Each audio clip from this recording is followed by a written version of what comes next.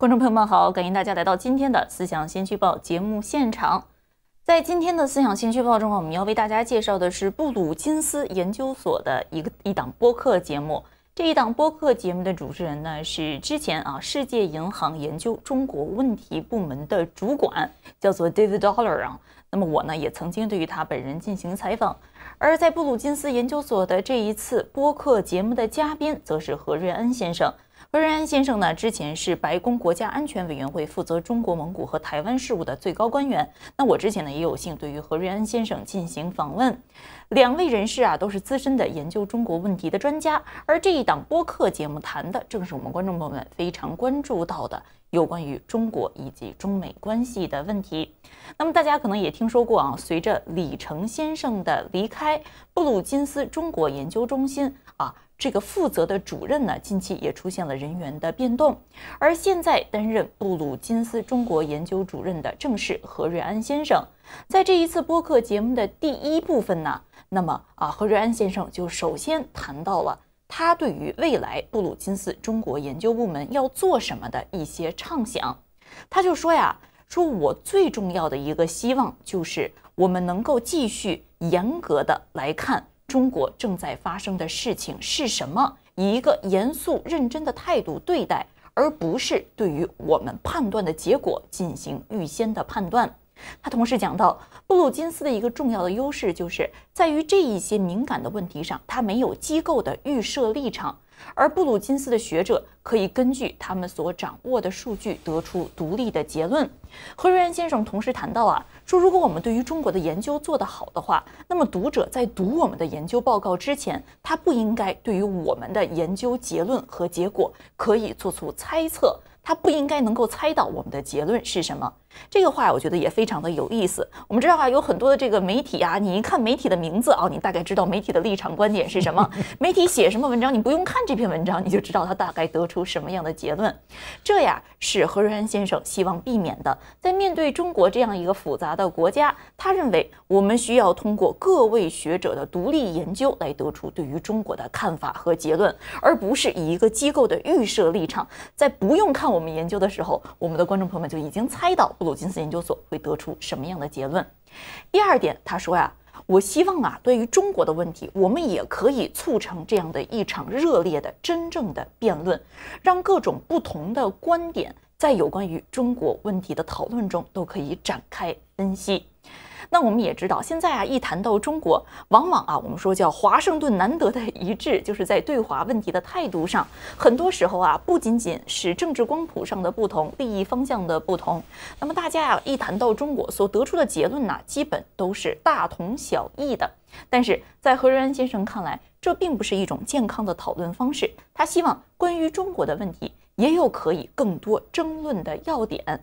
他同时表示，我们对于中国的研究应该和一系列其他的问题联系在一起，比如怎样能更好地促进美国的国家繁荣，怎样能够让美国自己的自身的政治体制继续健康化。他说表演性的愤怒还是留给其他人吧，跟随最新的潮流做出下意识的反应还是留给其他人吧，我们对于追赶潮流毫无兴趣。那么有关于何瑞安先生的这个理想那我读了之后呢，觉得也是非常的感慨。我觉得有关于中国问题的辩论，其实也正是我们在思想先驱报中希望为大家呈现的，就是呈现更多多元不同的角度，而不仅仅是现在大家在一些这个现行的一些媒体上看到的都已经听惯了的陈词滥调，更不是对于中国的刻板印象，还有不经深入思考就得出的一些潮流性的让人一听觉得很舒服很爽的这样的结论。有关于这个何瑞安先生对于布鲁金斯中国研究所的畅想，何明先生能不能简单评价几句？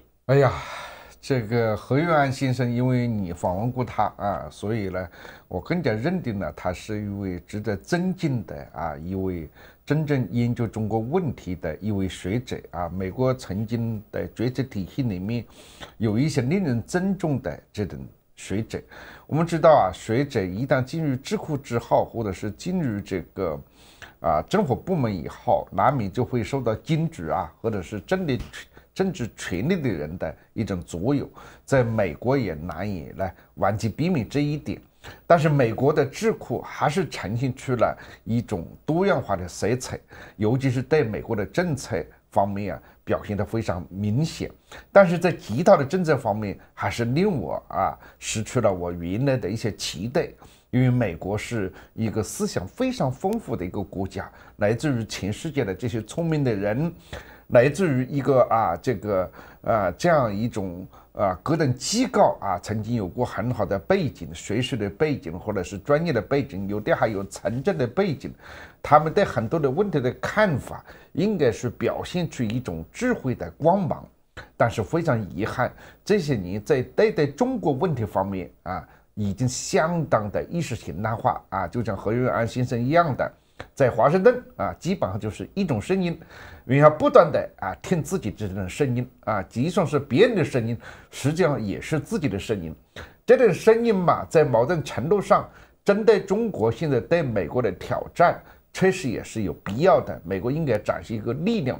但是另一方面呈现出来的这种单调，这种陈词滥调，这种不断强化自己的内心所期待的声音，其实是危险的。就是说，你对付这个中国，中国是不是像你对付的中国是那么单薄单一，还是也跟美国一样的？虽然体制有一些不同，但是实际上社会的结构也有很多的层次。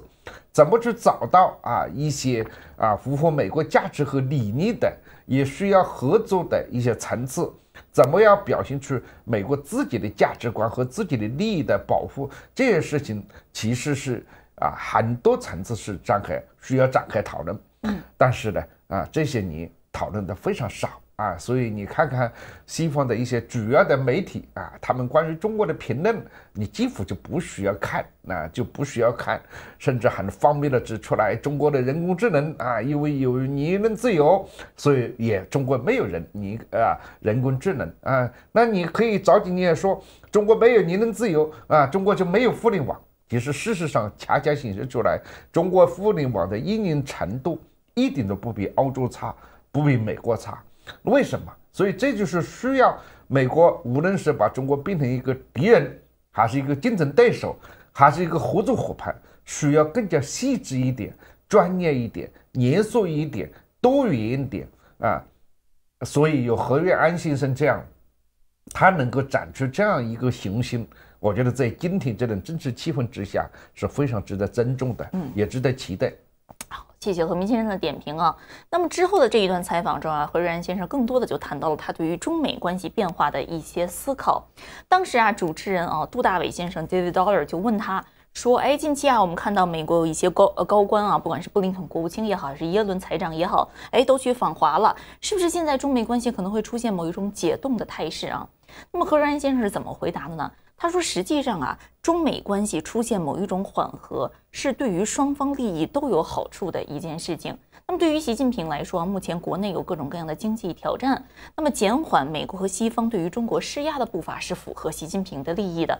而对于拜登来说呢，拜登必须要展示管理竞争的能力，管理错综复杂两国关系的能力，这也是符合拜登利益的，特别是在2024年总统选举季即将到来的时候。因此他认为中美关系近期出现了高官的互相访问，并不是说中美关系的本质出现了改变，而是两国的领导人都有动力试图让局势稍稍的降温。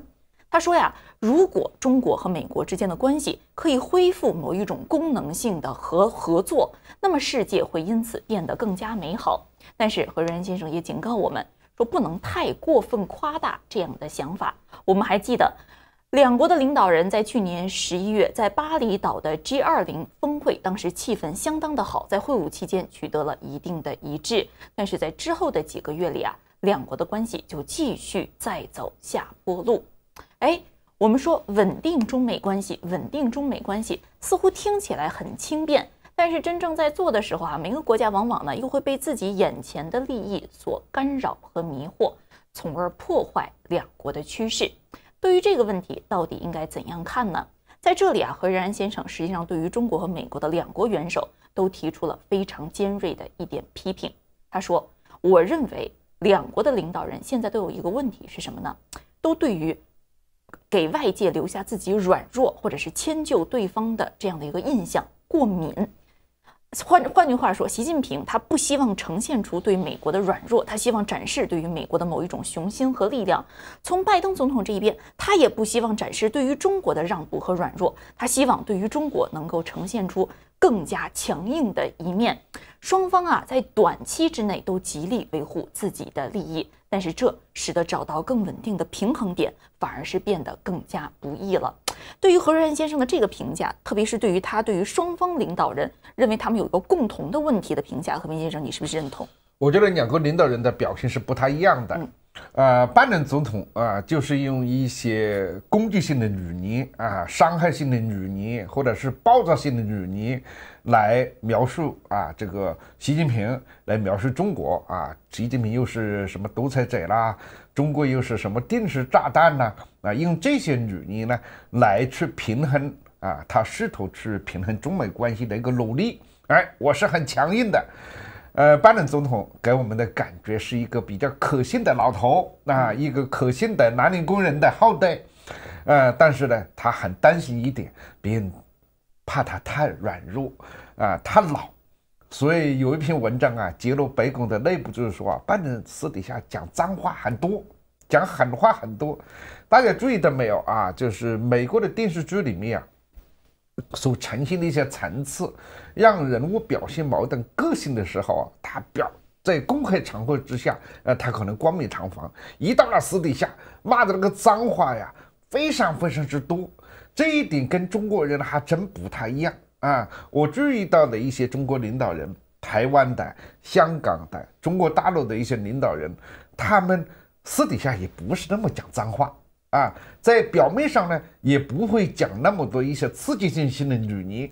你很少会看到习近平说拜登总统你怎么样，睡觉了吧很少看到，是不是？或者几乎没有看到，对吧？习近平讲到不得体的一句话大家有时候也会拿来使用。那相比之下，拜登总统其实西方领导人更多一些，因为西方领导人有一个很重要的特点，他也表现出亲民，他也表现出自己的强有力，所以有些话你也只能听一听就拉倒了，你不要以为那是真正的领导人的一个应该合适的一个讲话。某时候他就需要迎合选民，这是没有办法的。选民有时候就需要领导人表现这种特质。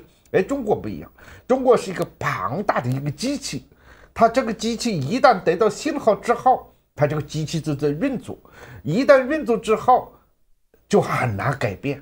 这就是中国现在非常悲哀的一点。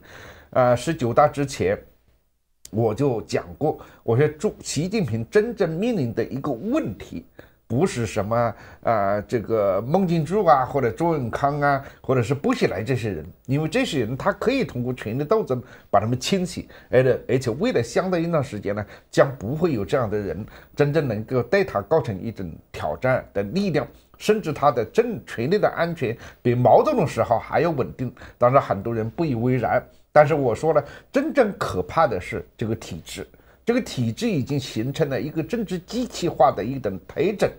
你一旦赋予了给某个信息的时候，它就没办法表现出灵活性，它没办法表现出一种对外界信息的一种适应的程度。它跟西方领导人不同，拜登总统可能今天骂你习近平，他明天可以跟你握手，对于他来讲没有任何的这个障碍问题，他不会感觉到尴尬。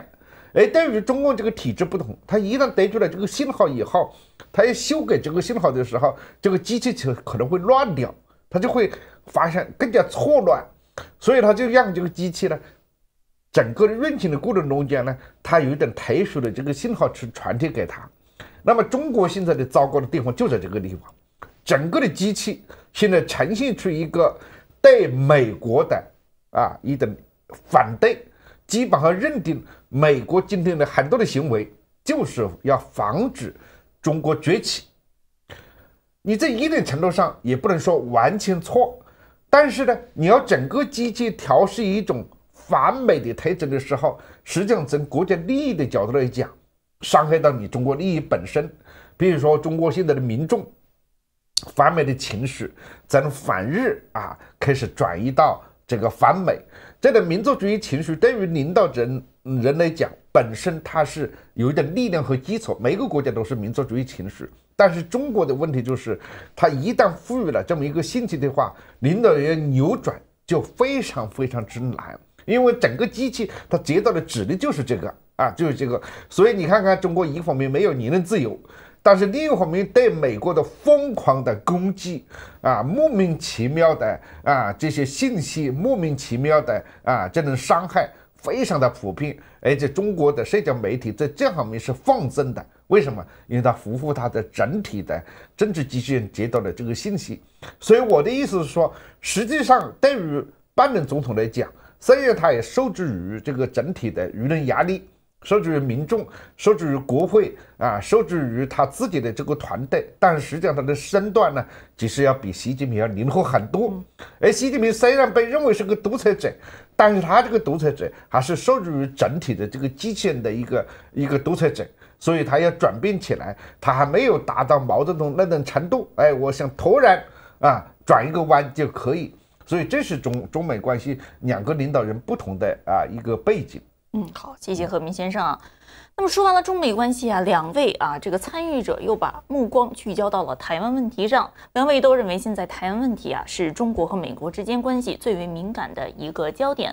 那么美国到底应该怎样处理台湾问题呢？柯瑞安先生提出了几个原则，说美国在台湾问题上的最佳状态是什么？第一，要坚决；第二，要明确；第三，要自信；第四，要有纪律。随后呢，何瑞安先生又对拜登政府提出了一些批评，说拜登政府头几年的对台方针是不可能与这一些特性一致的。简而言之，就是说拜登政府之前几年在对于台湾的态度上让人觉得不够让人信服。比如美国军方的领导人不断地为中国入侵台湾的预计日期争论不休，美国政府各个部门的声明反复无常，美国国会对于台湾问题的喧嚣和焦虑中起到了火上添油这样的一些角色。何然先生呢，也对于美国政府过去几年对于台湾的问题所表达的一些不坚定和不自信，一些混乱，提出了自己的批评。但是何然先生随后表示说在过去几个月里，他特别注意到拜登政府在台湾问题上的思路和做法显得更加谨慎了一些。在谈判中，在谈到冲突的时候呢，不断强调的是，既不是迫在眉睫必有一战，也不是不可避免的，呈现了某一种程度的纪律。而在何仁安先生看，这是一个非常可喜的信号。的确，台湾问题太过于敏感，在这个问题上，如果一不小心，可能真的引起中国和美国之间很严重的问题。我们也知道，台湾是一个充满活力的民主国家，而在2024年，台湾也会举行一次非常重要的总统选举。这一次选举对于美国、对于中国、对于台海关系到底会有什么样的影响呢？何仁安先生首先说，我认为风险不一定会来自于台湾本身，我也不担心台湾很快会宣布独立，引发关系的升级、螺旋等等等等。现在我之所以有这一种感觉，是因为我觉得台湾的选民是非常务实的，他们不会因为战争鼓噪独立等等等等，这一方面的风险在我看来是比较低的。中国决定铤而走险突袭台湾可能性也很低，但是呢，可能性不是零，我们也需要认真的对待。总而言之，何然先生认为中国和台湾在这个两岸关系上仍然都是比较清醒、比较务实的。台湾的危机是客观存在的可能性，但是并不是不可避免的。美国这一边保持冷静、保持明确和清醒，不制造混乱，台海就是可以避免进一步升级的。关于这个问题，何仁安先生的判断是不是乐观，还是悲观，还是正确？讲得非常好实际上他就是把主要责任放在美国人身上美国人在过去这些年政策非常混乱，而且有一些军人或者前军人讲出来的话吧，我不知道他们的情报是不是准确。如果从他们做出的这些分析来看呢，美国这么高级的将领情报都是不那么准确的话，那就比较危险。而且呢，把一场可能性的、假设性的、没有依据的时间依据的，把它讲成一个时间依据，对于美国的亚太的战略的安全也是非常的重要。我们经常用一句话台湾比作成一个香肠，每个人都切一点。实际上，中国大陆切一点这一点呢，是美国人把它塞过去的。美国人把它塞过去的。那么当时为什么佩洛西议长访问台湾是如此的敏感？佩洛西议长支持台湾当然是没有问题他也是一个美国的议长，也是一个非常支持民主的一个人。但是如果他从台湾的安全角度去考虑，如果是满足了他的对民主的心理的期待，满足了美国对民主的支持，如果让台湾这种被切香的几率更大了一点，那么这个访问应该用其他方式进行吗？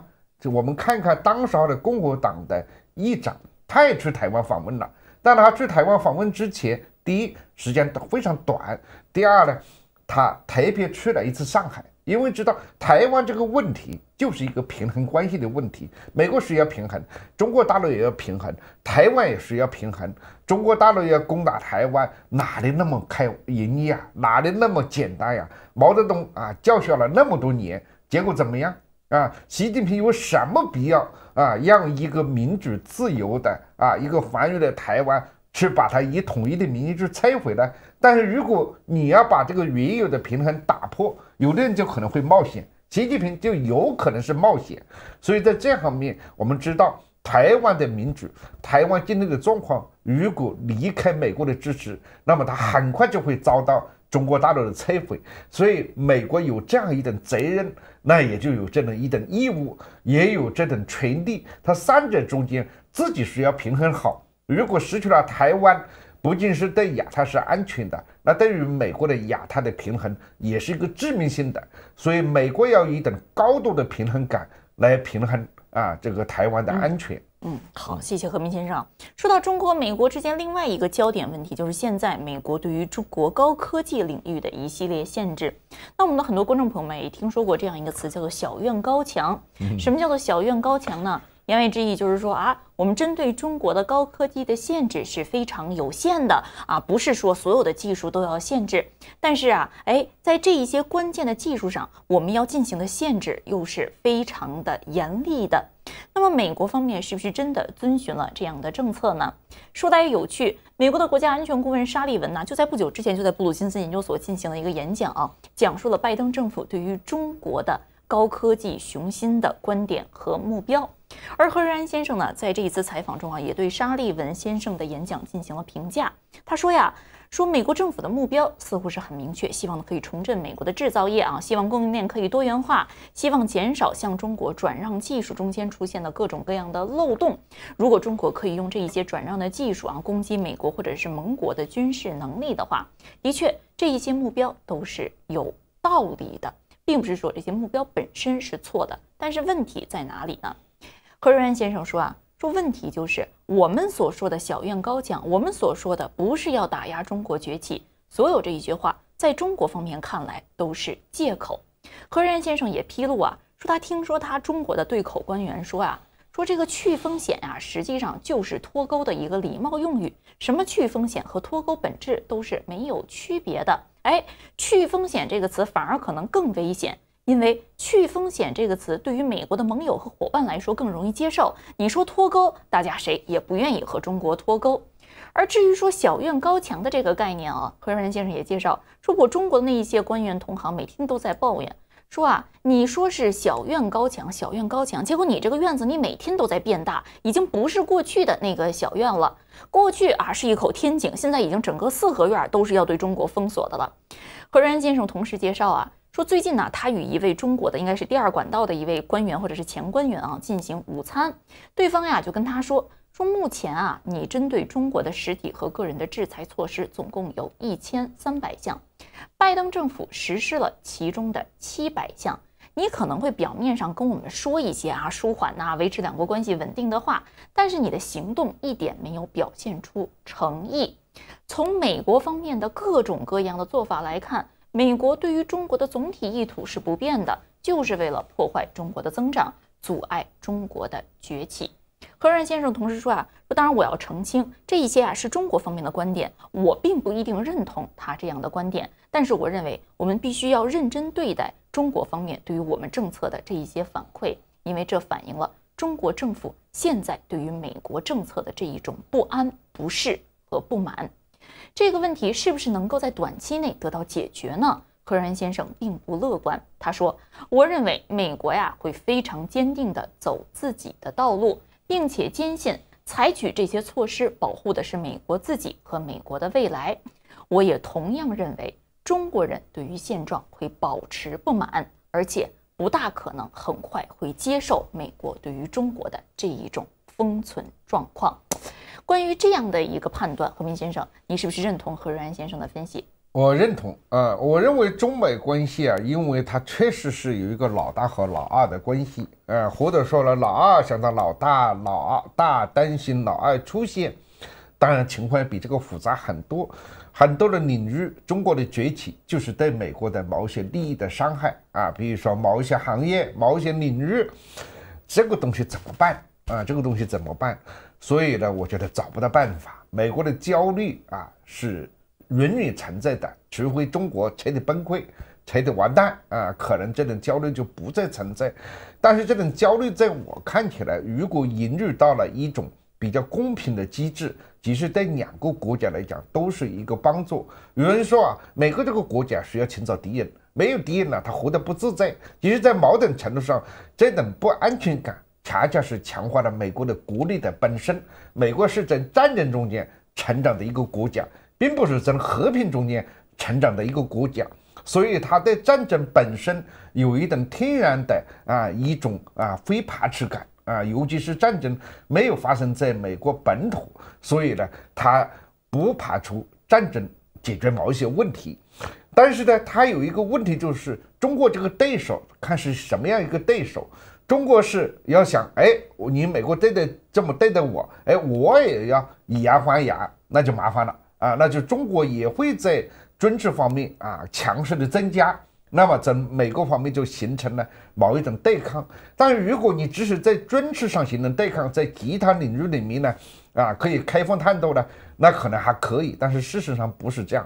现在的大学、现在的科研、现在的民间的商业，甚至民间的往来都受到了非常大的破坏，而且呢，拜登政府做了某一些修复，实际上整体来讲甚至还更糟糕比如说中国的这个领事馆，对吧，在休斯顿的领事馆美国在成都的这个领事馆，那我觉得美国在成都的领事馆的这个算是对美国来讲是非常大的一个伤害，因为中国在这个内陆地区所存在的行为，你就缺乏了这么一个往来的一个据点，你既失去了对中国西南地区的一个观察，也失去了呢对西南地区的这些人民的这个交往，尤其是西藏那么一个非常敏感的美国特别关注的一个地方我们知道藏区不仅是在西藏自治区，而且在四川，而且在云南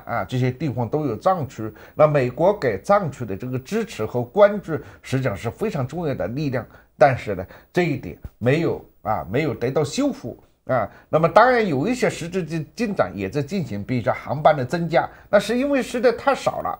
现在还有很多留学生积极到美国的留学，但是很多留学生也改变了方向中美之间的旅游往来也会受到伤害。我也听了一些大学的朋友讲实际上大学尤其是公立大学跟中国交往已经自动的关闭起大门，很多地方就关掉了不是上面说给你一个真正的压力，就有点像类似于中国的政治机器人一样的，他也得到某一种信息，他何必去找麻烦呢？那我跟法国交往，跟日本交往，难道不行吗？我为什么一定跟中国交往呢？我去找这个麻烦呢？这个从长期来讲，对于这两个实际上这么重要的国家，要处于这样一种破坏性的关系的话，我觉得我很难在未来看到希望因为中国的领导人能不能迎合美国这一套然后被美国接受我觉得可能性不大。那美国这方面向中国妥协，我觉得可能性也不大。但是中美之间也许这种关系可能是更好的关系，就是来一点竞争，内地挣脱，内地互相监督，也许对地球来讲还是一种平衡。要是真是这两个国家都友好起来，我都有点不自在了。对，这个是有的时候我们就说两国关系啊不好的时候，我们又觉得危险啊，觉得担心；两国关系真的好了，又感觉好像不那么习惯了啊。那么同时啊，这个主持人呢也问及了何然先生另外一个我们非常关注到的话题，就是说现在说啊，拜登总统啊与世界我们啊民主国家或者是与我们价值观类似的国家达成联盟，携手共同应对中国的危机。那么美国和盟友的协调和伙伴到底达到了什么样的程度啊？关于这个问题啊，何然先生可以说的非常的礼貌。他说呀，说对于这些问题呢，首先我们看到何然先生口中的字母汤，什么叫字母汤呢 ？AUKUS 啊，各种各样的这个联盟、三国联盟、四国联盟、五国情报共享等等等等等等。从这些组织来看，有很多这样首字母的组织啊，这些首字母的会议。那么的确，美国呢在非常积极的和盟友和伙伴建立各种各样的关系。何然先生这个语调一转啊，说，但是啊，我认为在加强和盟友和伙伴的协调应对中国这一些问题方面呢，美国还需要一点谦逊，还需要一点耐心。首先啊，我们说谦逊，美国即将迎来2024年总统大选。其实现在世界上很多国家，即使是对于美国的民主制度仍然有基本性的信心，但是在预测美国政治走向，在判断美国是不是有能力解决自己的事务仍然呢是持一种观望的态度。在何然先生看来，这一些国家呀，在恢复对于美国的信心和愿景之前，他们仍然希望谨慎行事，避免风险。但是更深层次的原因还有另外一点。何然先生说我认为呢，拜登政府做的比较好的一点是他说清楚了，在与中国处理关系的时候，我们希望避免的是什么？比如说我们不希望我们的先进技术流入中国军队的手中我们不希望中国的这个专制的利器在全世界范围内进行扩张。但是你到底想达成和中国什么样的关系？你想实现什么？这一点实际上表述的并不清楚。你向大家勾画的是你不希望中国做成什么，但是你希望和中国建立怎样的关系呢？你不希望和中国开战，你不希望和中国发生新的冷战，但是未来中美关系到底怎样才是美国的理想构建呢？而在何然先生看来，美国更需要在这一些方面给出盟友一个真正明确的答案。而这一些因素将促使盟友和合作伙伴对于我们更有耐心，我们的目标更明确，对于他们来说，我们的目标也更安全。但是这里何然先生也说但是在我们美国外交耐心和谦逊并不是我们为人所褒奖的特质。言外之意就是，美国在外交上经常呈现的是比较急功近利，有的时候呢又显得有一点财大气粗。而在何然先生看来，这两点呢是美国需要改变的。而在这一次专访的最后这个主持人 David Dollar 也问到了一个非常有趣的问题，就说咱们也别光谈中美关系这些糟心的事儿，未来5到10年，如果你展望一下中美关系最乐观的情况是什么？在这个问题的回答中何然先生可以说是给出了一个让我们觉得莞尔一笑的一个答案他说我非常喜欢这个问题，因为我们不经常谈论中国和美国关系最好的结果是什么，我们往往想的都是最坏的结果。因此我非常希望可以发挥一下想象力，把时间往前推5到10年，中国和美国之间可以达成的最好情况是什么呢？何然先生的答案是，我能够想到最好的情况是，中国和美国2个人都有新一代的领导人，他们可以专注于解决未来的问题，而不是对于过去的不满进行口水战和裁决，相互报复。我希望未来一代的中国和美国的领导人都认识到，解决2国人民面临的最艰巨的挑战，需要中美之间正常和持久的关系来实现，而不是通过2国越来越深的敌对来实现。我希望未来一代的中美和领导人不掩盖中美2国之间的分歧，但是也不要让这些分歧成为主导2国关系的全部。未来中国和美国的竞争只会继续加剧，但是这并不意味着中国和美国之间的平衡和合作的空间就越来越少了。他同时说随着时间的推移，中国和美国的未来领导人是一定会出现的，但是这一种美好的结果在习近平时代是不是会呈现呢？也许不会，但是毕竟习近平也是个凡人嘛，他终有一死的，他也不会永远掌控中国。但是我们也需要考虑一个事实，就是在国际关系上啊，没有永恒。往往啊，有一些过去的敌人，未来可能就会变成最亲密的朋友了。德国曾经是美国最大的敌人，现在德国是美国重要的欧洲盟友。中国和美国是不是也有可能会出现这样的改变呢？是不是中美关系啊风雨过后一定要出现彩虹呢？何润然先生说啊，我并不是暗示这是一个必然的结果，但是现在呀，我们确实需要保持谦逊。同时也保持想象力，不要仅仅根据我们眼前看到的中美关系的现实就预测未来的走向。那么何然先生啊，这个有关于未来的乐观判断呀，昨天我也和何明先生分享了这一段啊，我们两个人都认为啊，这是何然先生怎么说，比较调侃又有一点自嘲的一个判断。中国和美国之间是不是真的需要等到下一届领导人才可能会出现某一种调和，或者是中美关系的再平衡呢？还是说，即使是在拜登和习近平期间，如果两国领导人有足够的智慧和勇气的话，中美关系也可以进入一个不一样、更加良性的轨道。何明先生。其实啊，我完整的听完你刚才这句话呀，比之前我一看标题吓一跳啊，等到习近平死了，中美关系就好了。看了这个你刚才完美的这个转述之后，我认为他的话讲的是很机智，他的话讲的也自嘲，他的话实际上也反映了今天真正的世界的局势的基本的格局的推真。这种推真就是需要时间。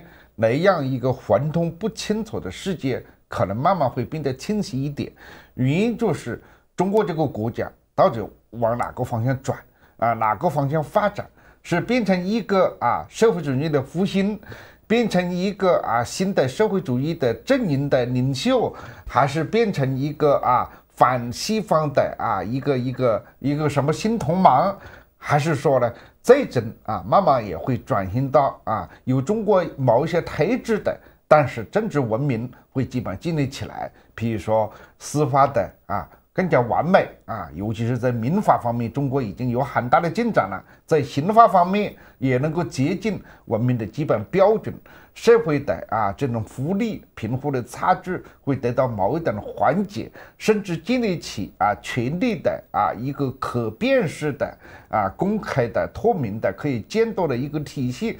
这种情况不能完全排除。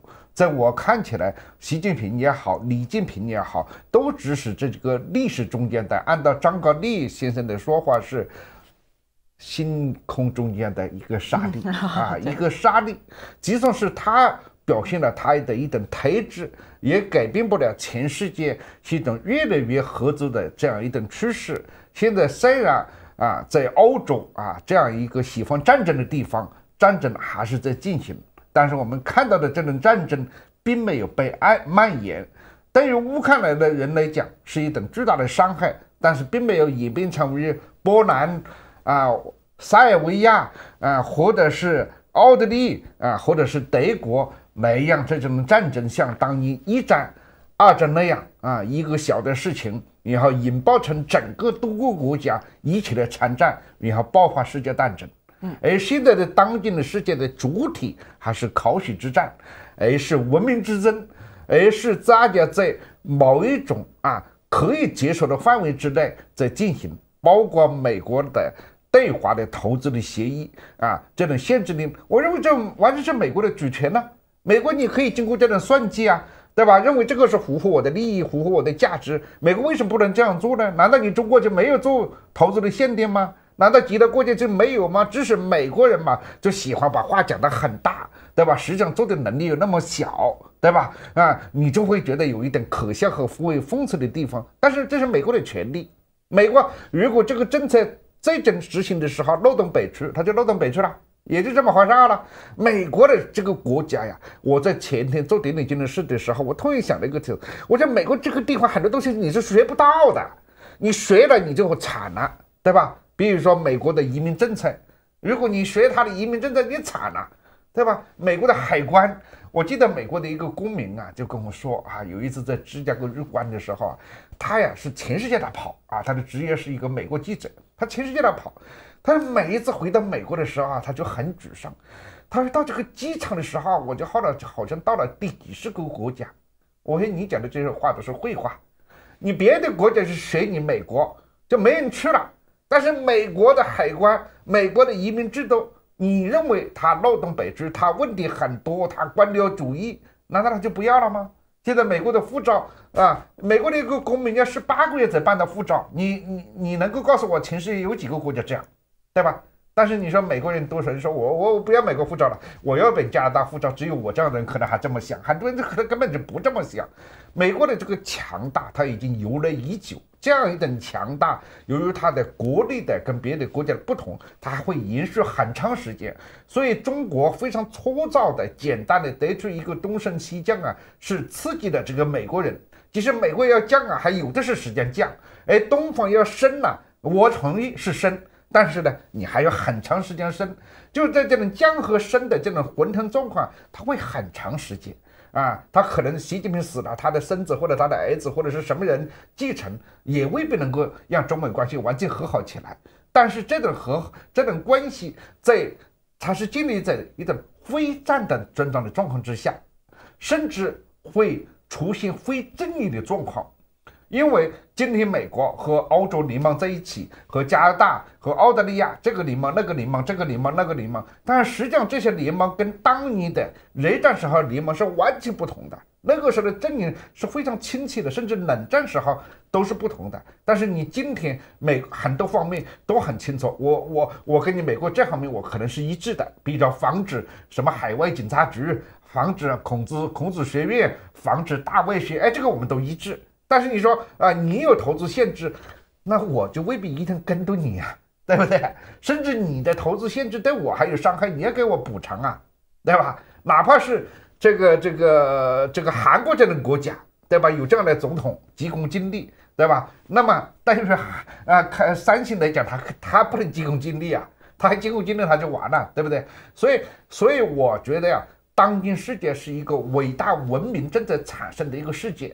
人类从来没有像今天真正酝酿一个全球化的文明，但是因为这种文明比以前的任何一个文明的崛起都要更加值得期待，都要更加庞大，甚至是基于人类的全球化本身所产生的一个文明，所以它在这个过程中间产生混同，产生摩擦，产生这种争斗，产生这种口水之争，甚至产生某种伤害，都是可以想见的。但是未来一定会更美好，因为中美之间已经不具有这个战争的能力，美国也没有跟中国打仗的能力，中国也没有所以既然是这样你们不要把台湾给牺牲了就好了。好。谢谢何明先生的点评，但是必须纠正一个错误。人家张高丽同志说的是宇宙中的一粒沙，不是星空中的一块石头。星空中这块石头是宇宙垃圾啊！主持这一点必须要进行纠正。当然了，今天我们在节目中只是对这个播客节目其中一些要点进行了呈现。在整个播客节目，其实还有一些涉及到经济关系的一些有趣的议题，比如就特别谈到了，中国的电动汽车公司现在怎么到墨西哥去生产了？到墨西哥生产为什么不能加入北美贸易协定中的特别优惠就是因为中国的部分超过了在北美的部分，不符合有关的规定。那么中国现在制造链转移，像越南到底转移了多少有一些经济的讨论也非常的有趣。那么在今天节目之后呢，我们也会在华尔街电视为大家完整的呈现来自布鲁金斯播客网络其中一档节目叫做 Dollar and Cents， 叫做直译叫做美元和理智。实际上呢，这个 Dollar 也是这一位主持人 David Dollar 杜大伟先生的名字，这样一个比较俏皮的说法那么他呢，经常会采访布鲁金斯研究所内部的一些涉及国际事务和经济问题，特别是中国问题的专家，特别推荐给大家。今天稍后这一次播客节目中更多的、更详细的内容也请大家关注华尔街电视的华尔街现场节目，我们会为大家进行完整的翻译和呈现。以上呢就是本期思想先驱报的全部内容。在今天的思想先驱报中，我们为大家介绍的是来自布鲁金斯研究所播客网络的一期播客节目，主讲人呢是布鲁金斯中国研究中心约翰桑顿中心的新晋的主任何瑞安先生对于中美关系的看法。不知道您对于这样的内容是不是赞同？您对于何瑞安先生对于中美关系、台湾问题、中美关系未来的表述是不是认可？感谢给我们打赏的观众朋友们。今天给我们打赏的观众朋友们有麦团以及如是我闻，谢谢这些观众朋友们对于我们的支持。明天同一时间，思想先驱报与您再见。I want to thank all three of them for making time on a August Friday morning, afternoon, on very short notice. I know we've all been eagerly anticipating the release of this executive order. And so it's great to be able to get together and start talking about what this all means. We want to take the conversation today in three main parts. So we're going to spend a little bit of time initially just setting the stage. How did we get to this moment in the policy conversation?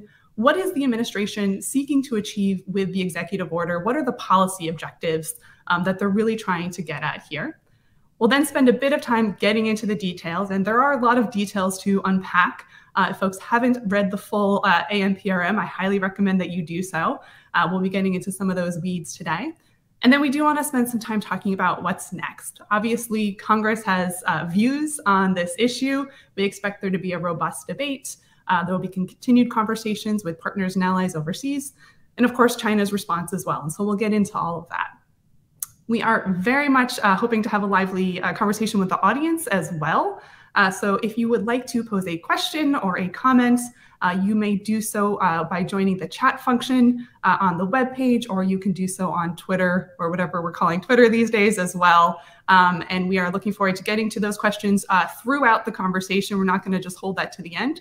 So if you've got a burning question, please go ahead and start dumping those into the chat function or on Twitter, and we will integrate those throughout. So that's enough out of me. Why don't we get into the conversation? Peter, I'm going to kick it over to you first to give us some just big picture framing comments. How did we get to this moment where the executive order is out? What is the administration trying to do here? First, let me say, Emily and Sarah, thank you to CNAS and the Atlantic Council and to both of you for pulling this together, and obviously also for your report, which I think did shape some of the administration's thinking on this executive order.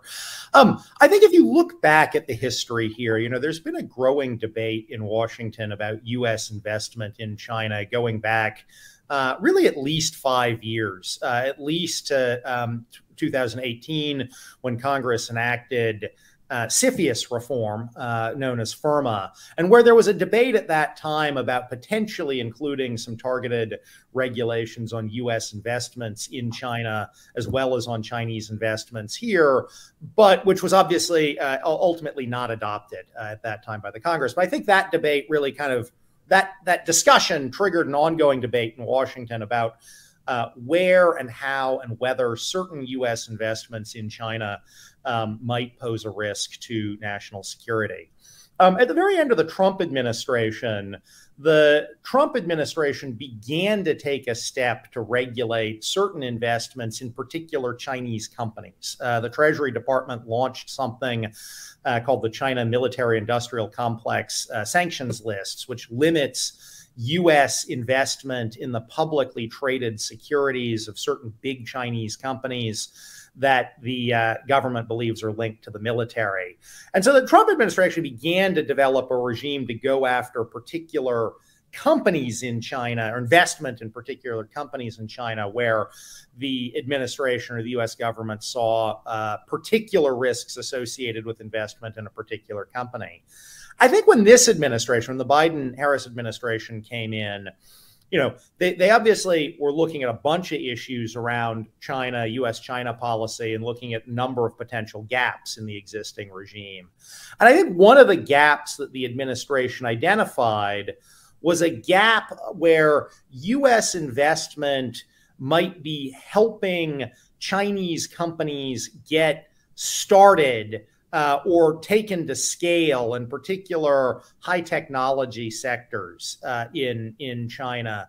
So, you know, these aren't issues where you have a U.S. investor investing in a, you know, big public Chinese company, because you got another tool to address that. But where U.S. investors are helping, you know, Chinese startups in leading edge technologies really develop expertise and come to market and scale to market. And And there wasn't really under existing regulatory authority and ability to control those kinds of investments. Obviously, if the US investor was sending a widget to its company in China, you could control that under export controls. But where what they're doing is providing capital, where what they're doing is providing, go-to-market expertise, those kinds of things, there really was no way to control those kinds of flows that I think this administration at least believed were potentially helping China in a couple of key technological areas. And I think that concern is really the genesis of the executive order that rolled out this week. Of course, there's a lot of debate on how to get there. Scoping the definitions of some of these sectors, quite complicated. Dealing with allies and partners can be quite complicated. But I think that gap, it was really that gap around the private investment and kind of early and mid-stage companies in high-tech sectors in China where you could control the flow of widgets, but not the flow of capital, was the genesis of what we saw come out this week. Thank you, Peter. And I want to turn to Sarah next to talk about some of the broader debates that has been happening around the question of outbound investment flows more generally.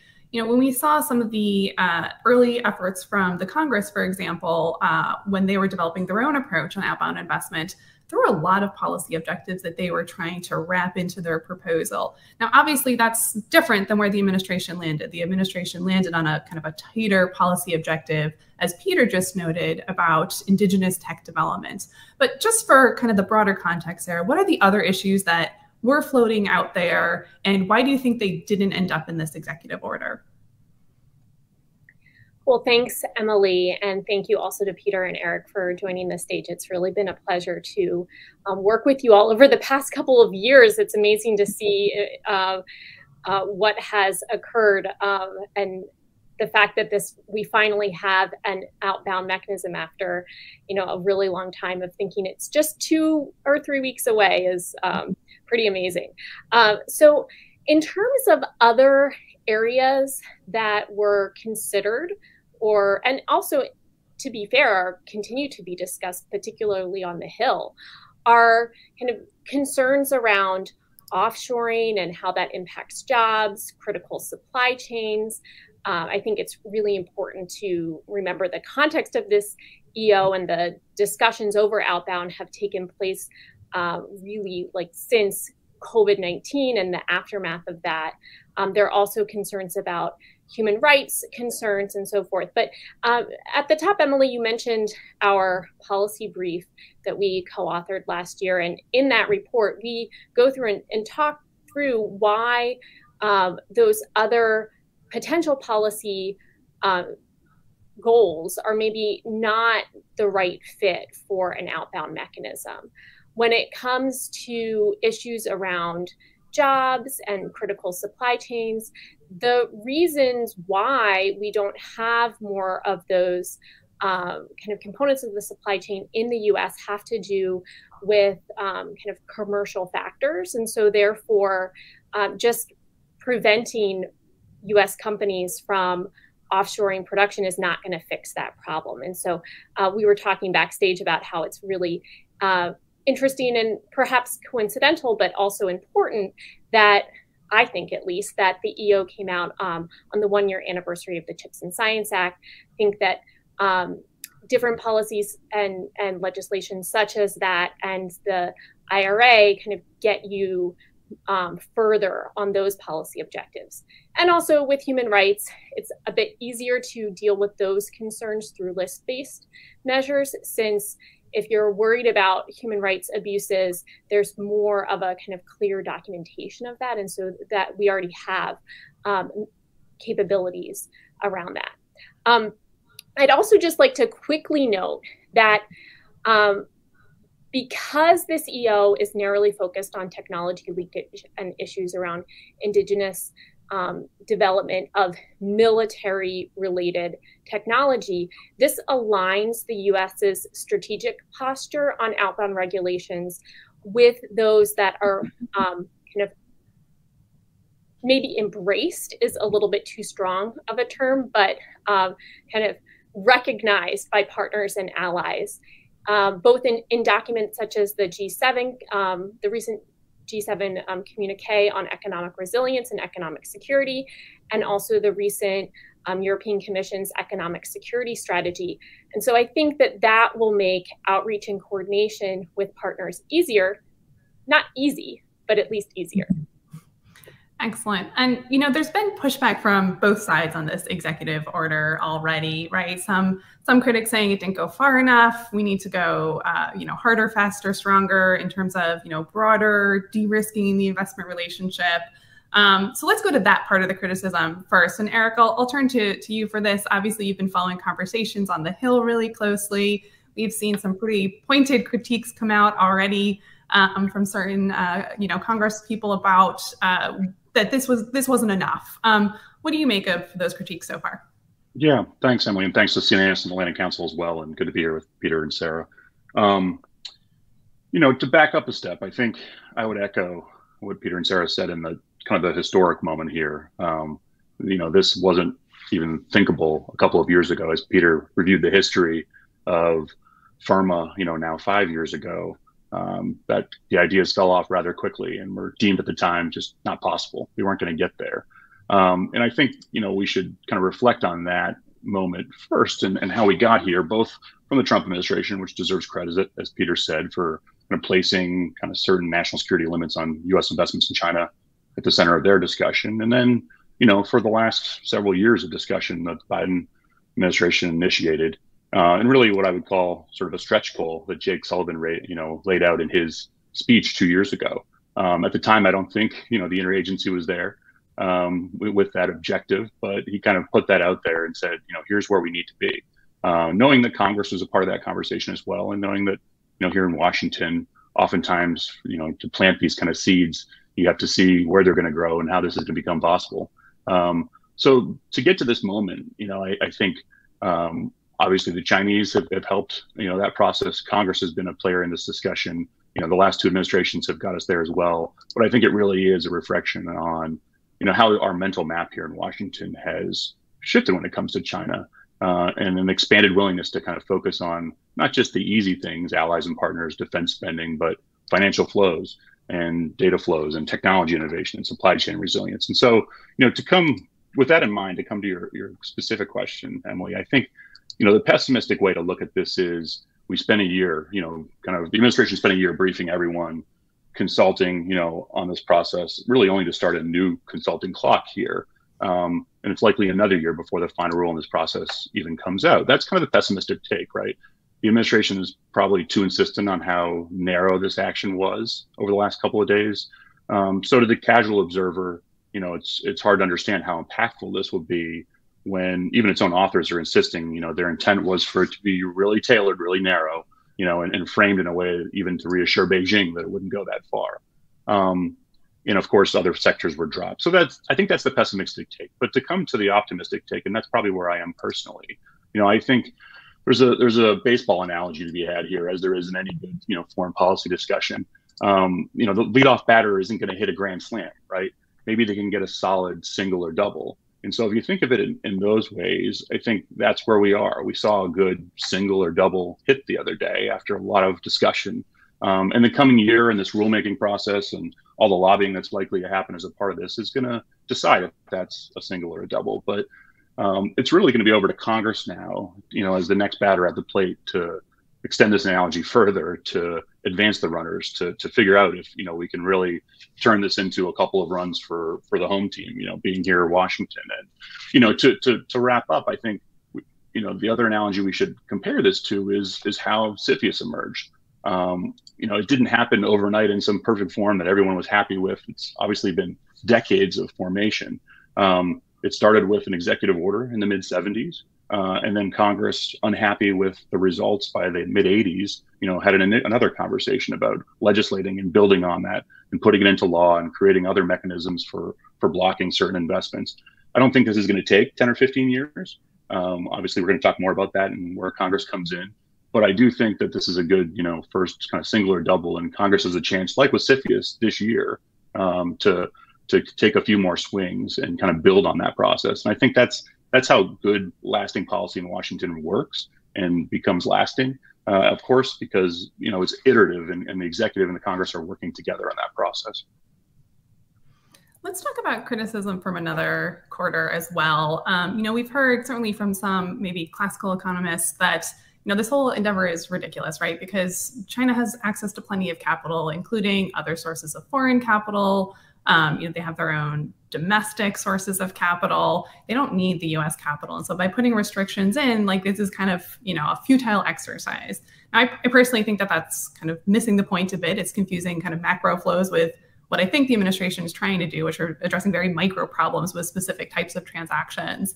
But Peter, maybe I'll go to you for that question. Where do you think that criticism is coming from, and what do you make of it?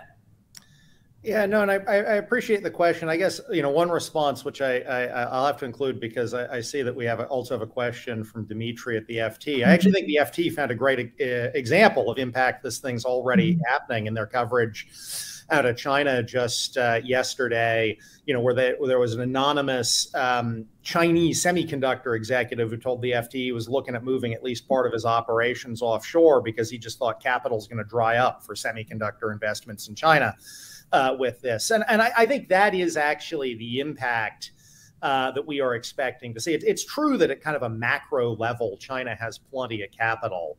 But what China doesn't really have is the deep expertise to deploy that capital in ways that help, potentially innovative young startups or sort of mid-stage companies go to market and come to scale. And so I think you are going to see a real shift as some of the global early stage investors and high tech companies that just, are very good at bringing companies to scale, find that for these, kind of select high end technologies in China, they're just going to have to look elsewhere. So I think we are going to see some real impact on the intended target of this executive order. Now, as Eric says, and as others have said, and Sarah, as you have said, there's sort of a broader debate about whether the target the administration is aiming at is correct. And there are, arguments here in Washington, well, we should try to cut off, all American investment in publicly traded securities in China and things like that. And I think that is where the administration, at least, has some sympathy to this economic argument of, well, if you're talking about a publicly traded security of a kind of generic Chinese firm, if a U.S. investor isn't in it, Swiss or, Chinese, like that kind of capital is fungible. So I think what you're going to see here is an argument, or, the kind of early stage VC capital is actually just not as fungible as some of that classical economic analysis would theorize it is. Mm-hmm.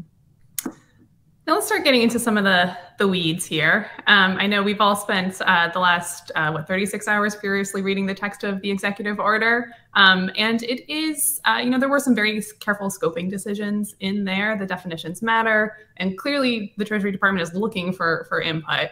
But to kick us off, Sarah, what are the highlights that you're taking away from the scoping decisions? If folks know, 3 things about how this thing works, like what do they need to know? Okay, well, I'm going to give 5. Sorry, I couldn't get it down to 3.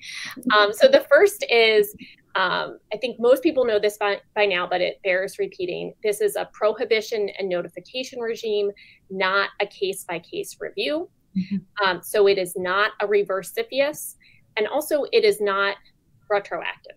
Right? So that's 1. 2 is it is focused on non-passive investment, direct or indirect, made through M&A, venture capital, private equity, greenfield, JV, convertible debt. So it's not going to apply to passive investment. There are some ways in which the administration is considering carving out some of those kinds of some investments. For instance, there are carve-outs such as university-to-university exchanges, which as a university professor, I highlighted immediately. But also, it's not going to apply to licensing arrangements. There's a potential carve out for intra-firm transfers for U.S. businesses with subsidiaries in countries of concern. So that's just to say, I don't want to get too in the weeds, but there's still some discussions around how we're going to carve out certain things. And depending on those carve outs, those could really be pretty big deals or pretty narrow. So the third is it will cover investments when they are made into entities that are owned by a covered foreign person, which in the context of this means China, Hong Kong, and Macau. Fourth is it's going to apply only when those foreign covered persons are involved in covered national security technologies and products. We can get into the weeds about what's prohibited and what's notifiable, but these are broadly in semiconductors, quantum, and certain types of AI. And then finally, as was already mentioned by both Peter and Eric, that this is not the end of the process, but yet another restart on more discussions. So the EO authorized Treasury to develop an advance notice of public rulemaking, which was already released. And so there's 45 days to comment, and then the regulations will be drafted. So nothing has changed yet. Mm-hmm. So we've got a couple of questions coming in from the audience that maybe we'll start to sprinkle in here, because I think some of them touch on, a couple of examples of investments that are already happening, or it's kind of interesting to think through how the EO might impact these. We've got a question from Sabine. What about Micron's decision to invest freshly in China, despite of China's decision to ban the sale of certain chips to certain Chinese institutions? So I think talking about the listing of, or the investigation into Micron, which potentially was in retaliation for some of the US export controls, but they're making decisions to invest. Also a question from Ruth about Intel's current involvement in China's semiconductor knowledge buildup. So obviously 2 examples in the chip sector where there's been some existing investments, potentially would be future investments. How do we think that the EO will impact those sorts of cases? And Sarah, maybe I'll go to you on that one. Sure. I'd also love to hear what others on the call think about this, because some of this is a little bit complicated. But I'd first start by saying that, as I mentioned, this will not be a retroactive rule. However, the advance notice mentioned that they may be asking for information about transactions that would have been covered if they were made after the implementation of the rules, if they're made in this interim period, just to get a better sense of what's happening and how they might want to scope the rules. And then in terms of how this would affect these kinds of investments if they were made after the rule comes into effect, some of this will depend on how such investments are scoped, how they're structured, as well as what the carve-outs look like. Because if there is a pretty broad carve-out in terms of inter-firm transfers for subsidiaries that are already in operation in China, then this might not touch them, very much. But if that carve out is much narrower, then it would. But I'm curious to see what Peter and Eric might have to say about this, if you have thoughts. Yeah, why don't we kick it over to Peter, if you have thoughts on those questions, and also any of your kind of big picture reactions about, what surprised you in the executive order? Was there anything you weren't expecting? Or anything that you think was notable that hasn't gotten enough attention yet? Well, I'll start at the with your sort of broader big picture comment, Emily, which is, I think the administration had been signaling for many months that they were going to do something that was narrow and targeted. And I think they basically did what they said they were going to do, which is something that is pretty narrow and targeted. That said, I think there were actually a couple of ways in which this might have been even, although I think it was was pretty much exactly what they said they'd been doing. There are a couple of ways in which I think it was probably even a tad broader than certain folks might have expected. You know, for example, we see a pretty robust prohibition in the quantum sector, right? It's not only prohibitions in the high-end semiconductor sector. And, you know, I think on the notification side of semiconductors, although the prohibitions in semiconductors are fairly narrowly targeted to try to track the current export controls, on the notification side, it looks to me like you're basically not going to be able to invest in the semiconductor sector in China, except maybe in publicly traded securities, without notifying the US government about what you're doing. So I think there are actually certain ways in which this is a little bit broader than some folks had thought. Just one point to follow up on what Sarah made. I do think it is the intent of the administration where you have an American company that already has a subsidiary or partner in China. I think it is kind of their conceptual intent to not require notification or any prohibition on what would be sort of routine ongoing business activities. But I do think they intend to require notification and or prohibit what they would view as a new capital investment in that subsidiary. So I think that's the line they're trying to draw with some of this language around, you know, they'd allow a kind of a some money to flow to a subsidiary in China where it's sort of for operations. But I think that this is not going to create some sort of an exception where a company can US company can sort of massively plus up.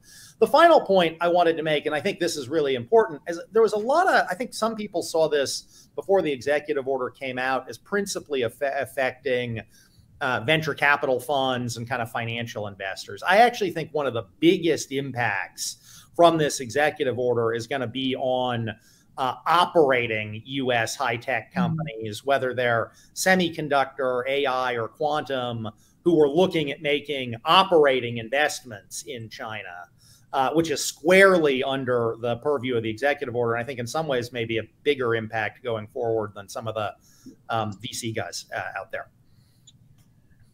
To jump in, Emily, so I agree with all that. I think two items here. One, on your later question about what surprised us in there. I mean, I think it's important to know too, after a lot of debate about reverse CFIUS screening, you know, versus prohibition, notification, I think there is now clear consensus, you know, not just in the EO, but even Congressman Gallagher, Chairman Gallagher's letter to President Biden last week on scoping this, where he talked about, you know, a more predictable approach that, you know, avoids onerous case-by-case screening. I think a year ago, 2 years ago, especially in the congressional process, there was a strong debate over that. And that's kind of largely been answered. And we should, you know, at least recognize that. As well, you know, these two questions that were raised about the semiconductor industry, to me, that reminds me of just how much the semiconductor industry is sort of at the core of all this, and, you know, both promote and protect agenda, as was said by Sarah, you know, on the anniversary of the CHIPS Act, you know, which was, you know, the principal promote agenda.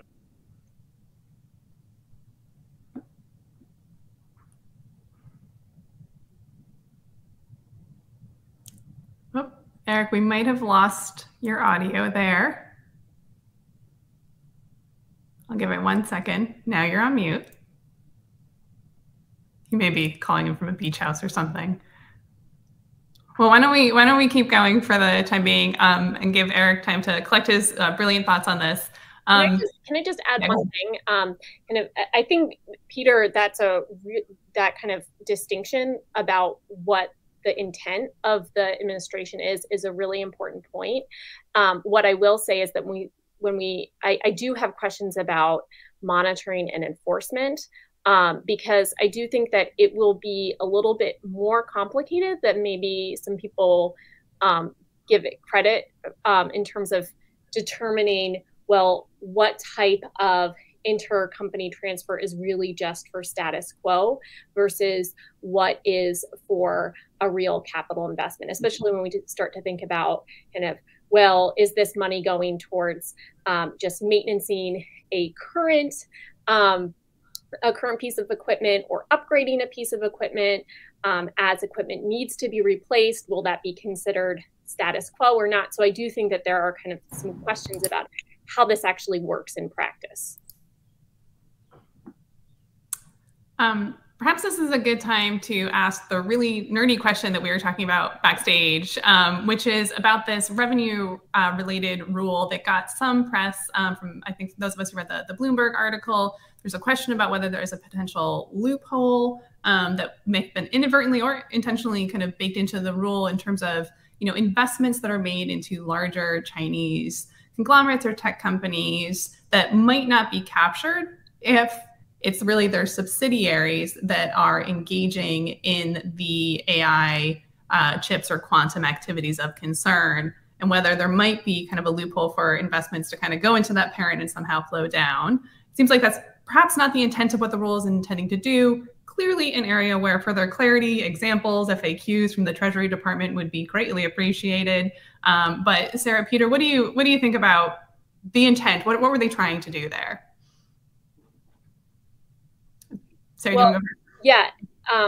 In the advance notice, I mean, they specify the intent, which is that it is intended to capture parent companies whose subsidiaries and branches engage in activities related to a covered national security technology or product. So clearly, the idea is that this is that they're trying to capture more transactions rather than less, right? And so I understand kind of the concern about, does this create a loophole? And of course, it will all be down to how this actually is implemented and what the final definitions end up being. But I think that understanding plus the fact that indirect transactions are covered, as well as the knowledge rule that talks about how if you know that this, or you should know that this investment is going to be used to further activities in covered national security technologies or products. I think that suggests that this is maybe is a loophole that is actually kind of closed off.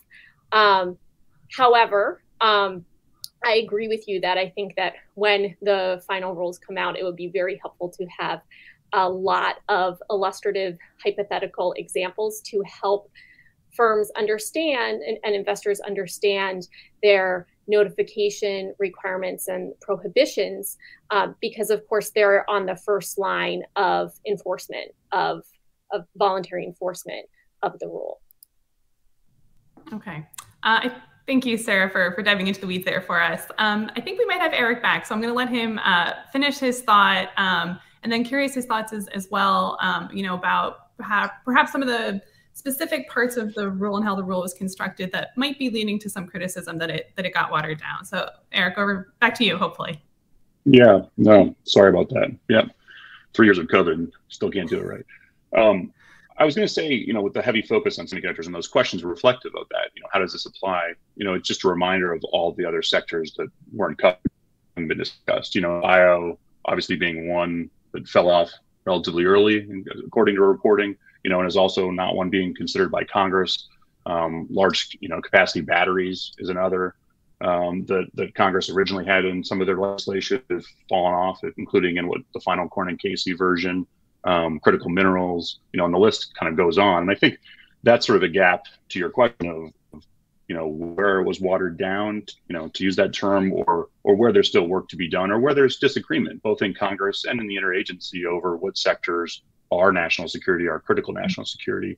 And I think that's a discussion we're going to have in this fall as part of the conference process of Cornyn Casey. Is it just scoped more narrowly to these sectors, or should we look more broadly? And that might not get fully resolved this year, to my CFIUS analogy, but I think it's a debate and a conversation that will still be with us, the next couple of years. Mm-hmm. Mm-hmm. We've got a question from an audience member named Emily saying, some foreign partners have expressed concern about the potential extraterritorial authority that this would afford the U.S. government. Is this a valid concern? How can the U.S. government enforce these rules without a strong extraterritorial tool? And I'll just, of course, add a little bit of color on that, which is that in the October 7th export controls rules, there was a good deal of extraterritoriality that was included in that set of regulations. I don't think we're seeing quite the same level of that here, and I think there's an intent to not inadvertently capture foreign investors, but certainly an area that we'll want to keep an eye on. Maybe, Peter, why don't I kick it to you to get your thoughts on that question? Yeah, let me maybe begin by stepping back a little bit and say I think that the kind of allied and partner element of this has been important to the administration for more than a year now. And I think you've seen over the last 6 or 7 months, the administration work hard to kind of get allies and partners at least on board with the conceptual problem here. You know, we've seen statements out of European Union President von der Leyen and included in the EU's recent sort of strategy on China that the EU will look at outbound investments. And actually the Koreans and the Taiwanese already have certain restrictions on outbound investments in Chinese semiconductors. So I think you've really seen a focus from the administration on let's get our allies and partners on board to encourage them over the next 6, 12, 18 months to join with us in enacting their own regulations rather than trying to take a heavy extraterritorial approach on that. That said, I do think you see a couple of things in the ANPRM where the administration is trying to make sure that it that there aren't sort of glaring loopholes, right? So you do clearly see some effort in the ANPRM to regulate what the non-American subsidiaries of U.S. subsidiaries do, so that you don't have a situation where, you know, a U.S. firm can't make the investment, but it's, you know, European or Bahamian or whatever subsidiary can. So I think they've put a little bit on that might look in some way a little extraterritorial, but I don't think from an American perspective that is extraterritorial. It's really just trying to make sure there aren't some glaring loopholes here. U.S. very much wants the rest of the world to come with us, but they're working diplomatically to do that. I've got another good question from the audience here from H.K. Park about intangible benefits that VCs provide, noting that there's no proposed restriction on outbound know-how. Is the assumption that outbound investment is a proxy for VC's desire to provide know-how?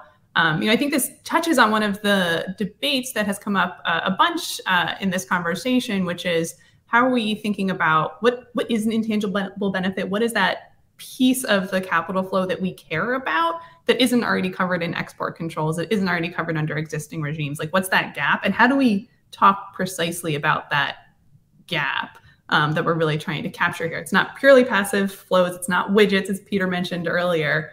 What's that intangible thing that we care about, and how is that different than what's already covered? Peter, do you want to amplify on that? Because you touched on this earlier in your comments. Yeah, I mean, look, I think that this is an element, one reason and one area where I'm quite sympathetic to the administration of if you want to regulate the U.S.-China economic relationship, and this is a piece of it, you kind of have to start somewhere and figure out what's working and what isn't working and how to build from there over time. And I think, you know, as we discussed earlier, the administration has a view that what they are trying to regulate, because in some sense, capital is fungible, you know, pure capital is fungible. What they're trying to regulate is this kind of go-to-market management and other process expertise that U.S. investors tend to bring when they invest in an earlier mid-stage company. You know, I think there is a conceptual argument, well, if you're worried about those intangible benefits, shouldn't you also be worried about, you know, McKinsey business consulting services or audit services or, you know, all these other things? And I think there is a conceptual argument to that. On the other hand, you can't kind of boil the ocean in the economic relationship and have a functioning economic relationship that does allow a lot of non-objectionable, non-concerning, and in ways mutually beneficial business to continue. And so I think what you see is the administration taking a view of, we see a problem with these investments and the intangibles that go along. Let's work at how to address that. But this is going to be an iterative process over a number of years. And as Eric says, it's very much not just the administration that's going to iterate on this. It's also Congress that's going to iterate on this going forward. Yeah, and that's a good segue to talk about what's next on this, right? This is certainly just the start of the conversation. And Eric, maybe I'll ask you to come in on some of the pain points where we think industry might be pushing on this. You know, what do you think they're most concerned about? What do you think their reaction is going to be here? And then, of course, we will definitely be watching Hill reactions. There's the NDAA amendment conversations, broader questions around whether there'll be bigger pieces of legislation. How do you see this conversation unfolding, not just over the 45-day comment period, but really over the next year? Yeah, I think on industry, look for the next 45 days to be kind of a flurry of submissions, in an effort to kind of shape the discussion, in the next year, as you mentioned. I think there's, perhaps the delay, as Peter referred to, the last 6 months or so, give for more input, for more consultation. I think where things are now on this executive order in the congressional process to where they maybe were last winter with industry has come a long way. You didn't see the same sort of responses and statements from associations, the last 2 days you may have saw last winter. This has been baked a lot more, is my point. And the same thing with the congressional approach and what we saw passed, now 3-4 weeks ago. I think the other piece to get to one of the questions too, that we're going to see or need to watch for is what's China's reaction to be, because I think this will shape industry reaction. This will shape congressional reaction. They're going to face this, the Beijing's going to face this similar problem of, do we respond now symbolically? Do we respond asymmetrically?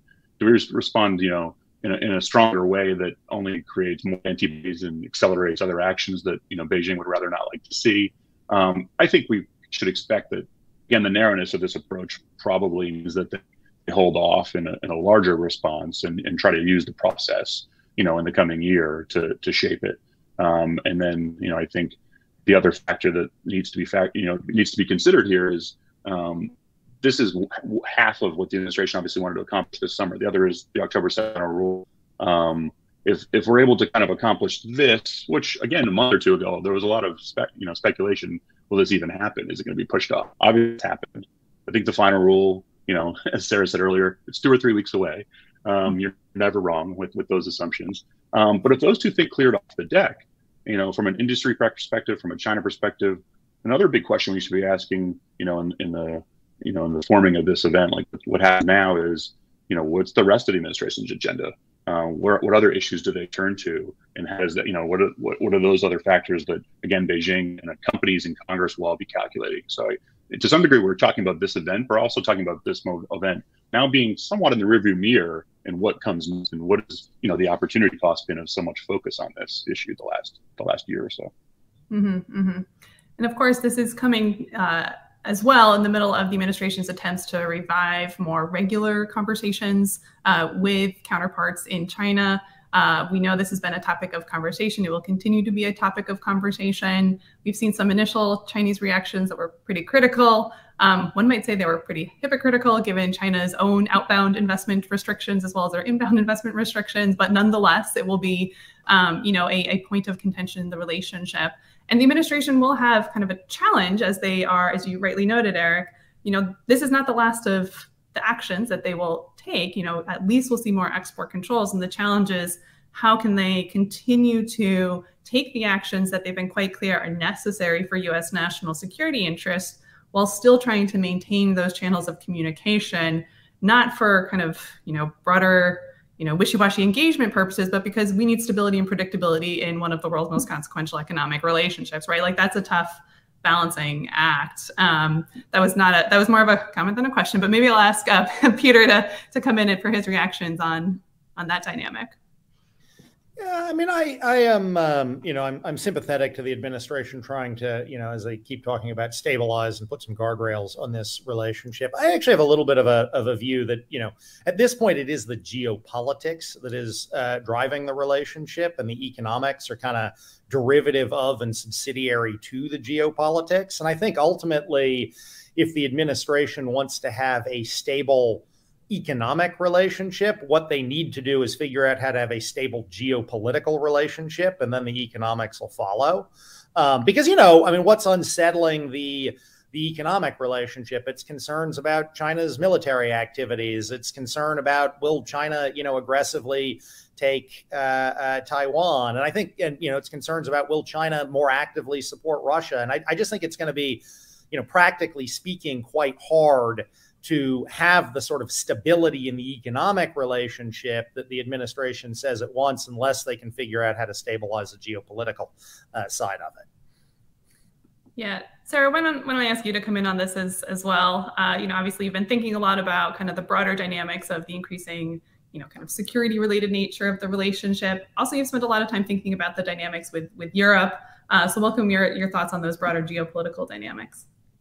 Sure, thanks. Yeah, I mean, I agree with Peter that there are a lot, and Eric as well, that there's a lot on the table, right? And so it's important to not think about Chinese response as a kind of like in a vacuum on only and siloed on only this one issue, but all of the other issues that are on the table, and also how to triage them, so to speak. If I were the Chinese, I would view this as a pretty positive sign, because the EO is much more narrow than many had kind of pressed, right? So the fact that it's so focused on just 3 technologies, the fact that it does not include passive investment, I see that as much more narrow than what it could have been. But I'm not in the Chinese government, so I can't. So just because I think that's how they should think about it doesn't mean that they necessarily will. But I will say, Eric brought up the October 7th controls, and if I were triaging all of the kind of economic security measures, I would be much more focused on that. I think in particular, I'd be much more focused on trying to impose costs on the Japanese and the Dutch to try to break the coalition. And so I think if we're going to see much in the way of reactions, it's going to be on that side. With respect to European partners and allies, and especially the EU, we do see that the Commission is very interested in tabling a plan on outbound, which I think is really surprising, because in my conversations in the past, like this is a even kind of swifter turnaround than maybe in the U.S. But I think that there continue to be some outstanding questions, because whenever we think about these issues with respect to the EU, we need to think about who has the authority, or in the EU context, it's called competence. So who has competence over what? If anything is related to the economy, it's at the level of the EU. But if anything is related to national security, it's at the level of the member states. And so if the member states really want to keep any outbound regulations to a national security frame, it's going to devolve to the member states, and it's going to require each member state to develop their own mechanism. And we see that the EU member states are still working to set up their inbound regimes. So I think that it took a long time for the U.S. to get here, and I imagine that it's going to take a long time for partners and allies to figure out their own mechanisms as well. Yeah. Eric, do you have thoughts on that? And particularly maybe chiming in on the engagement and diplomacy with Asian partners as well. We've got a question in the chat about whether we think other chip alliance countries like Japan, South Korea, Taiwan will follow suit. Obviously, some of them already have some sort of mechanism. But I guess it's a question specifically related to the outbound, but also the broader economic security cooperation with our Asian partners. And then any additional thoughts you might have on the Chinese reactions piece as well. Yeah, on the allies and partners piece, I think we saw a pretty successful roadmap with October 7th, and how that, unilateralism sometimes begets multilateralism, and the trilateral effort that came out of it to show that we were serious, before we were in a position, I think, to work with the Japanese and the Dutch on this. And similarly, that's what happened with FIRMA 5 years ago. Once the law was passed, once the U.S. had taken that initiative step, others were either woken up the issue or more serious about kind of, moving the ball down the field as well. I think, Peter mentioned the EU, and Sarah mentioned it as well. G7 statement in May on this topic. There is a good discussion. Obviously, some of our East Asian allies and partners already have developed these mechanisms. think now that we've taken this step, how can we capitalize and like with October 7th, and what are the countries that we want to target most to kind of develop these regimes and move forward in the same way. There's an opportunity next week with the trilateral, the Japanese and the Koreans. We should look for some sort of comment on this, maybe in that joint statement about the need for this type of mechanism as well. And then 7 ministers and many other opportunities in the fall. So I think now that this has, the seeds been planted, the administration can focus on the multilateral piece as it does its rulemaking process. A couple of thoughts on Congress, but let's come to that, as we close. So. Sure. One thing we haven't actually dug into yet is the question of how the EO is treating AI. To go back into the weeds for a second, but I do think this is important, so I want to make sure we talk about it. This is not the first time that the administration has tried to get its arms around, the right way to define, for the purposes of regulation, what constitutes artificial intelligence that's important for national security reasons. It's admittedly a really difficult question. This is an inherently dual-use technology. Not clear exactly what the exact military applications of some of these new large language models will be, but nonetheless, growing sense that this is really important, and we need to figure out a way to get our arms around this besides just controlling the chips component of AI, which has been the default so far. It doesn't seem like there's a very clear vision in the executive order for how to do this, besides linking it to specific end uses. And maybe that is the right approach, but it is different than what we're seeing in the approach on chips, which is much more about, drawing a line based on specific technical specifications. Again, it's a hard question, easy to throw darts from the outside on this one. But I do think that's going to be an area where there should be a lot of focus in the rulemaking. Maybe I'll ask Peter if he's got any kind of reactions to that, and kind of why the administration may have landed there on the AI piece specifically, and then we'll wrap up. Yeah, just to agree with you, I think this is one of the most complicated sort of technical and definitional issues in the executive order, and it's one that I think, as the ANPRM makes clear, they'd really welcome some comment on. As you say, I think it's quite hard technically because so much of AI is general purpose, and they worry. I think the administration is trying to draw a line of they don't want to just sort of require notification of every sort of low-end AI that is out there, hotel customer service chatbots and things like that. On the other hand, as we've seen over the last 7 or 8 months, some kind of chatbots can be quite interesting and maybe have dual use applications, right? And so, as you say, the conceptual line they have tried to draw is to have a pretty broad definition of what AI is, but then both for notification purposes, and they're also contemplating a very narrow prohibition here. The notification, and if they do it, prohibition would only apply to AI that is kind of either exclusively or primarily intended to be used for certain identified purposes, such as military applications, surveillance, and these kind of things. And I think conceptually this is I think there's an intuitive conceptual appeal to this kind of an approach.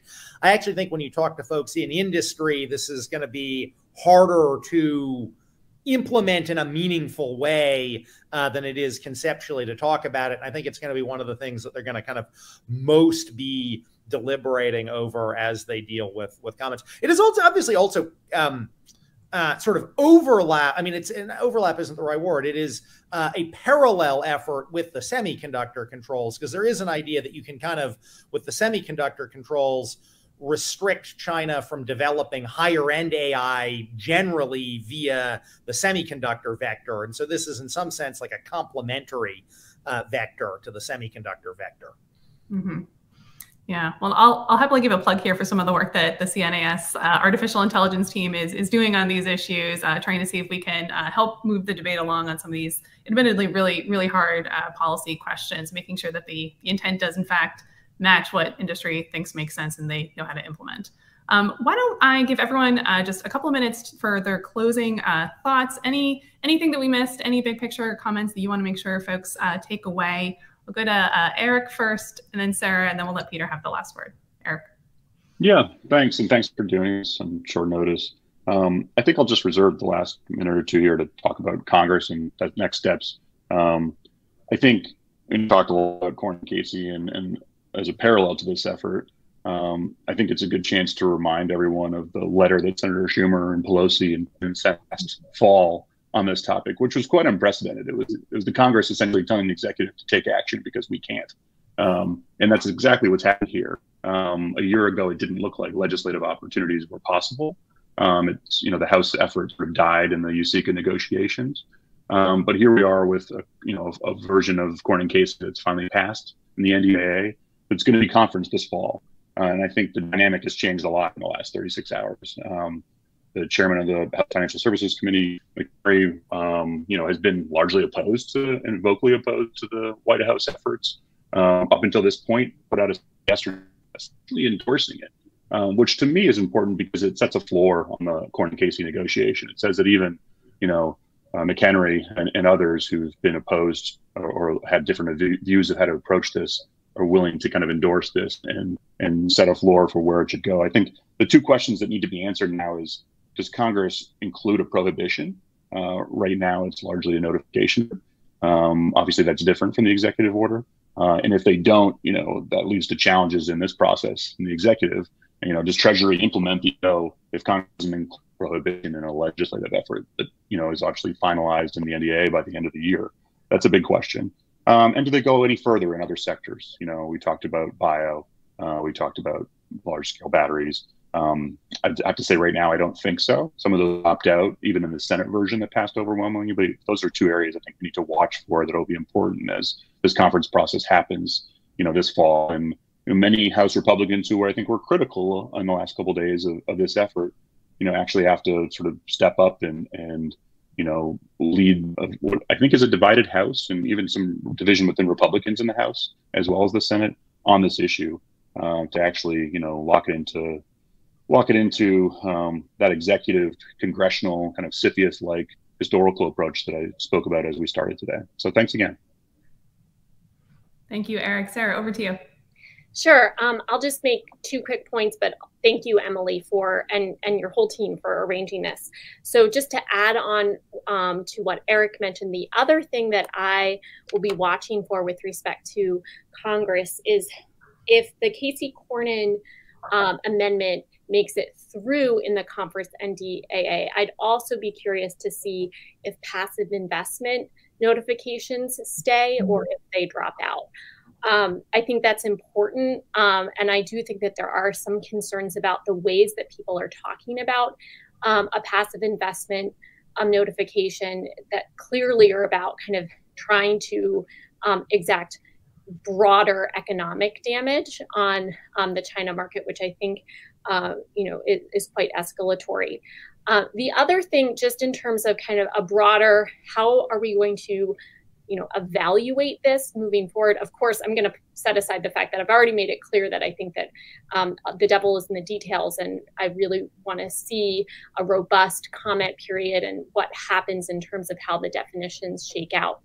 But in terms of how to think about the effects, I will be looking at how this affects our innovation economy rather than being focused on what it does in terms of kind of deal flow or investment dollars.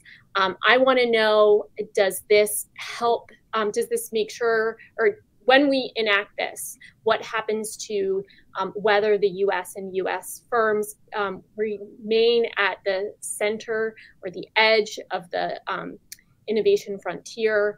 And I think for me, that is kind of the key metric here, is making sure that what we're doing is not inadvertently making it harder for us to be at that edge. So that's what I'll be looking for in the future.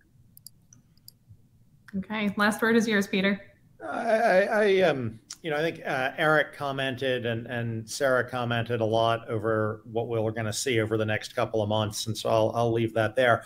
I just would make the bigger point, which I think it is very clear from their comments and everyone's expectation, kind of regardless of what happens with Congress over the next couple of months and with the administration as they put out a final rule early next year, Q1, whatever the timeline is. This is just the start. right? I think anyone who thinks that 5 years from now there won't be this plus something else is just terribly misguided, because I think it's just very clear that you know, we might not be able to predict exactly, you know, how the ladder is going to go, and I don't think we can predict the end point of the ladder necessarily, because geopolitics will drive that. But I think that this is a, you know, we do have to understand that this is a start of what's going to be an iterative process. It's going to go on for a number of years in terms of regulating the U.S.-China investment relationship.